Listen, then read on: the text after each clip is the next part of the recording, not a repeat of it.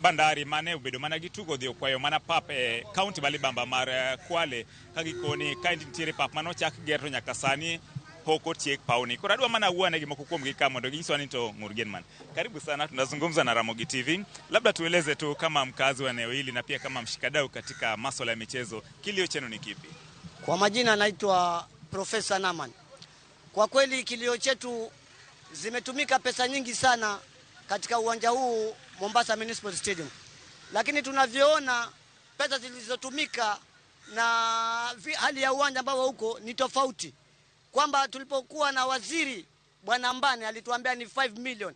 Na bunge la Senate lilipokuja lilikiri the same. Lakini hatuoni chochote, na ajabu ya kwamba wao county government ya Mombasa wanawekeza kwa viwanja gushi. Kwa mfano kiwanja cha Kongowea wamefanya renovation ya 30 million. Changamwe wamewekeza 30 million.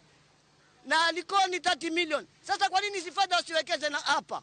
Kwa sababu ili vijana wale migokaa na waburuze unga ndani ya Mombasa. Si vijana wainuke talanta za michezo. Hapana. Ili kumaliza vijana, kwa sababu leo tunaona wanasiasa hawa ambao tuko nao sisi na Mombasa County wanaanzisha michezo ya mpira vumbi. Viwanja ambavyo havieleweki. Kwamba ati leo tunaona Mama Haki Cup, tunaona Profesa Namani Cup, tunaona Shipeta Cup. For what? Na iko hapa Mombasa Municipal Stadium. Nikimalizia ndugu yangu ya kwamba kitu kinachonitia uchungu mimi ndani ya Mombasa County kwamba governor alituambia utawala ulioisha tuuache, huu uwanja utaendelea kujengwa. Lakini mpaka leo gavana maswala haya anayakimbia.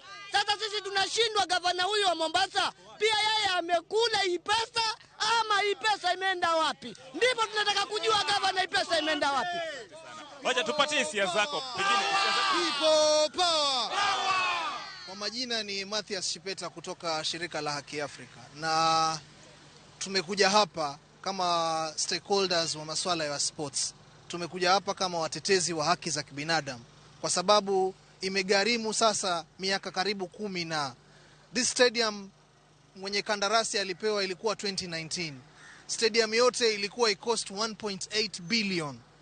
Tunavozungumza 600 million, tulimsikia former governor akisema 600 million ilitumika, ambayo imefanya 35%. Na tumekuja tukakagua hiyo 35%, we don't see it kama iko sufficient. So sisi tumekuja kushinikiza serikali, enough is enough. Wamalize hii stadium. Kandarasi walipewa, pesa walipeleka kwa COVID ama walipeleka wapi? Stadium ni muhimu katika Mombasa. Vijana wetu hawawezi kukuza talanta zao tunavozungumza kwa sababu ya hii stadium. Harambee Stars inaenda kucheza nchi kama Malawi. Harambee Stars timu yetu ingekuwa imecheza katika stadium kama hii ya Mombasa. Kwale Stadium tumeona imemaliziwa juzi walipokuwa wanataka kufanya Mashujaa Day. When will this stadium itamalizika lini? We are Mombasa residents. Tumekuja kama wenye hii stadium. Stakeholders wa hii stadium.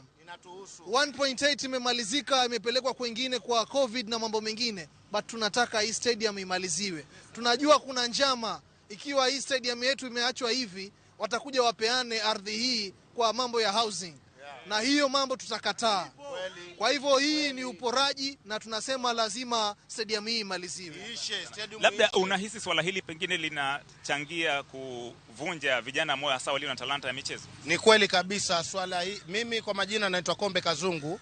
Kitu cha kwanza ambacho kinachangia kwa kuzorota kwa vijana, kitu cha kwanza, nafikiri hata nyinyi wenyewe mnaona vijana wengi ndani ya Mombasa wameshirikiana katika utovu wa nidhamu wa usalama. Hiyo yote ni sababu hawajakumbatiwa